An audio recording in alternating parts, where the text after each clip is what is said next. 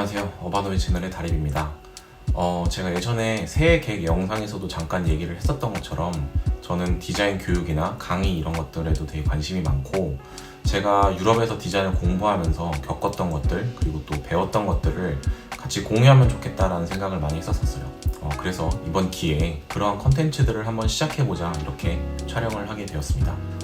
이거를 강의라고 하기엔 좀 그렇고요. 그냥 제가 유럽에서 디자이너로 살면서 제가 평소에 하는 생각들 또는 제가 느끼는 여러 가지 것들을 그냥 편하게 얘기를 하고 공유를 하는 영상이라고 생각을 해주셨으면 좋겠어요. 그래서 이 컨텐츠의 주제는 생각하는 디자이너가 되는 법이라는 타이틀을 주제로 잡았습니다.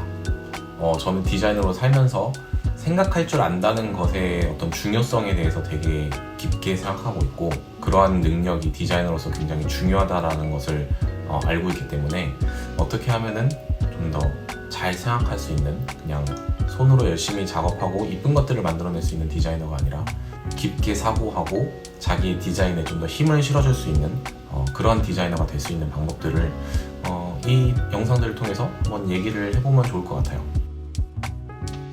저는 생각한다는 것이 굉장히 중요하다고 생각합니다.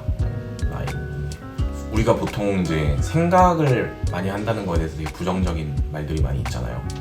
생각하지 말고 그냥 해 라든지, 아니면 너는 생각이 너무 많다, 이런 표현을 주로 많이 하는데, 저는 생각이 많아야 한다고 생각을 해요. 물론 이 생각이 이제 행동으로 이어지지 않았었을 때 이제 그게 문제가 되는 거지, 평소에 하는 생각들을 내가 내 행동에 녹여낼 수 있고 또 그거를 아웃풋으로 낼 수만 있다면은 저는 충분히 생각이 많아야 한다고 생각을 합니다.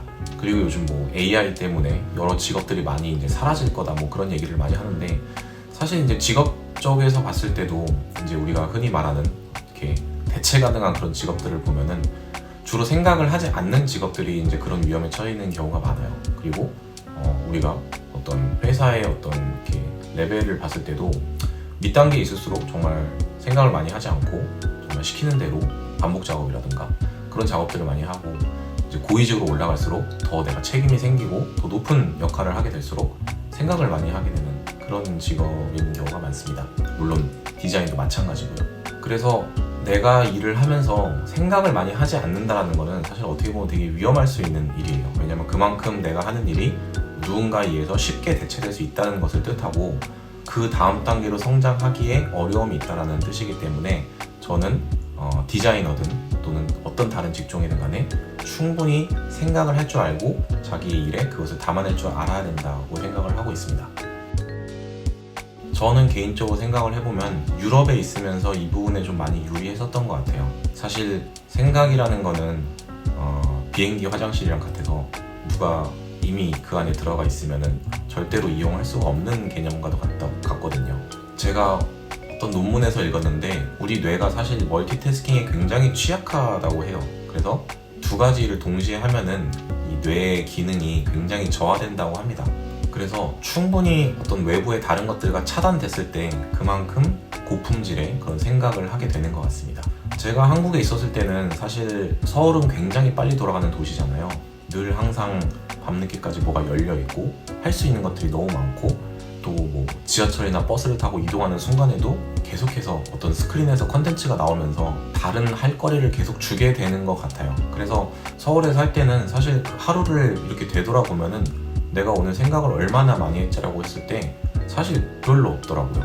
그냥 음악을 들으면서 그냥 멍 때리거나 사람들과 얘기를 하거나 또는 어떤 컨텐츠를 접하거나 이런 식으로 이제 시간을 많이 보냈지, 정말 내가 온전히 나만의 시간을 가지고 천천히 내가 사고를 하고 생각을 했던 시간이 얼마나 있었지라고 생각해보면은 하루에 그렇게 그 시간이 많지는 않을 거예요. 한번 테스트 해보시면 좋을 것 같아요. 근데 유럽에 와서는 생각할 기회가 훨씬 더 많았었던 것 같습니다.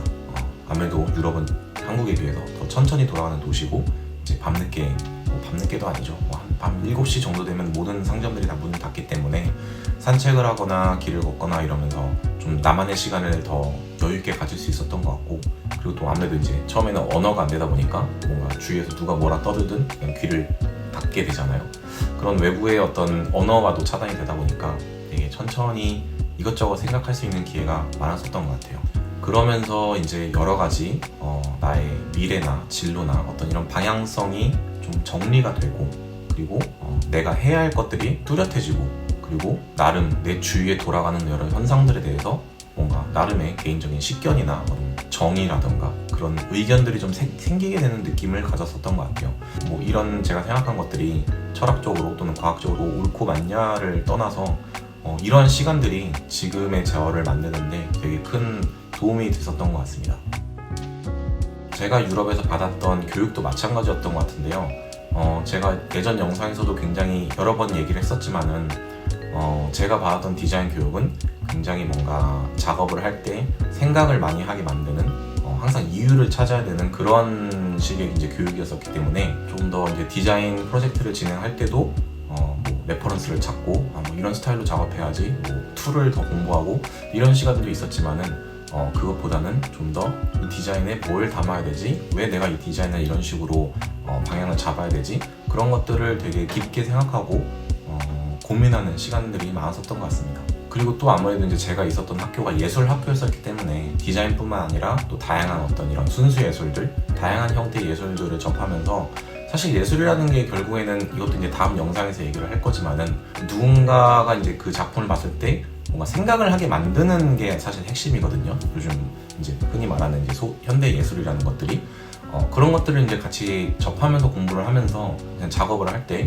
어떤 텍스트적인 거를 담고 질문을 던지고 이러한 것들에 좀 더 많이 익숙했었던 것 같습니다. 그리고 그러한 것들이 이제 처음에는 사실 디자이너로서 그렇게 경쟁력을 키워주지는 않을 거라고 생각했었어요. 왜냐면은 디자이너가 된다라고 했을 때 뭔가 마케팅적으로 좀 결과를 만들어내야 되고 상업적으로 이제 성공을 해야 되고 그런 것들에 이제 좀 빠르게 움직이는 직업분이지, 뭔가 그 안에 막 어떤 메시지를 담고 막 철학을 담고 이런 거를 좀 깊이 하는 경향이 있잖아요. 그래서 이제 저도 아무래도 이제 유럽에서 배웠던 그러한 성향들이 내가 디자이너로 성장하기에 그렇게 큰 도움이 되지는 않을 거라고 이제 처음에는 생각했었는데, 어쨌든 저는 지금 아시는 분들은 아시겠지만 미국의 굉장히 상업적인 테크 회사에서 일을 하고 있잖아요. 그때 이제 면접을 보고 합격을 하고 이제 매니저를 만나서 왜 저를 뽑았어요? 라고 이제 물어봤을 때 제가 갖고 있는 어떤 그런 너무 상업적이지 않은 또 그런 스타일을 잘 유지를 하면서도 이런저런 실험을 할 줄 알고 어떤 작업의 그런 의도와 메시지를 담을 줄 아는 능력이 굉장히 흥미로웠고, 또 우리가 지금까지 하지 못한 또 여러 가지 시도를 할 수 있어 보였기 때문에 너를 뽑았다라고 답변을 해주더라고요. 그래서 그거를 들으면서 이런 성향을 키우는 것들이 또 하나의 디자이너로서의 경쟁력이 될 수도 있겠구나 라는 생각을 하게 되었습니다. 디자이너로 일을 한다는 거는 뭐 디자인에도 당연히 여러 가지 분야가 있지만은 사실 내 의도를 누군가에게 설득을 하는 과정이거든요. 왜냐하면은 예술은 메시지를 다루지만 디자인은 정보를 다루거든요. 이 둘에는 분명한 차이가 있습니다. 예술에서의 메시지는 숨기면 숨길수록 드러나는 반면에 디자이너가 다루는 정보들은 그렇지 않거든요. 어렵지 않아야 되고 직관적이어야 되고 그리고 정확해야 되고, 그렇기 때문에 이 정보를 다루는 디자인은 당연히 크리에이티브한 영역도 있지만은 분명히 이성적인 부분도 존재를 합니다. 그래서 이 다른 두 지점을 잘 버무려서 누군가 봤을 때 어느 정도 설득력이 있어야 하는 게 사실 디자이너에게 굉장히 필요한 그런 요소라고 생각을 해요. 그렇기 때문에 단순히 이쁘고 그냥 유행을 따르는 디자인은 설득력이 부족해지고 나만의 합리적인 이유나 그런 의도가 반드시 존재해야 돼요. 그리고 그 과정을 도출하기 위해서는 당연히 깊게 생각하는 과정이 필요하겠죠. 여러분이 학교나 직장에서 어떤 디자인 작업을 할 때 누군가가 이 디자인의 의도를 설명해줘 라고 했을 때 내가 과연 잘 답변할 수 있을지 한번 고민해보세요. 만약에 내가 이것에 대해서 답변을 정확하게 할 수 없다면은 당신은 생각하는 디자이너가 아닌 겁니다. 그리고 디자이너로서 굉장히 중요한 자질을 놓치고 있는 겁니다. 그래서 앞으로 이제 이 영상에서 말할 컨텐츠에서는요, 어떻게 하면은 우리가 좀 더 잘 생각할 수 있는 디자이너가 될 수 있을지 그런 것들에 대해서 좀 얘기를 해보려고 해요. 그래서 우선은 우리가 생각이라는 것에 대해서 조금 더 깊게 얘기할 수 있도록 다음 영상에서는 현대예술에 대해서 좀 얘기를 해보려고 합니다.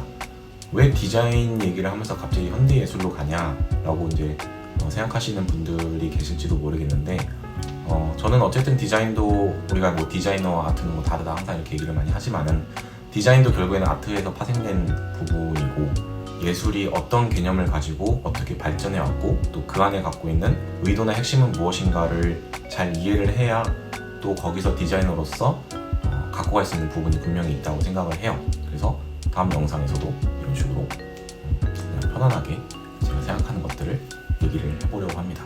그러면 들어주셔서 감사하고 다음 영상에서 뵙도록 하겠습니다.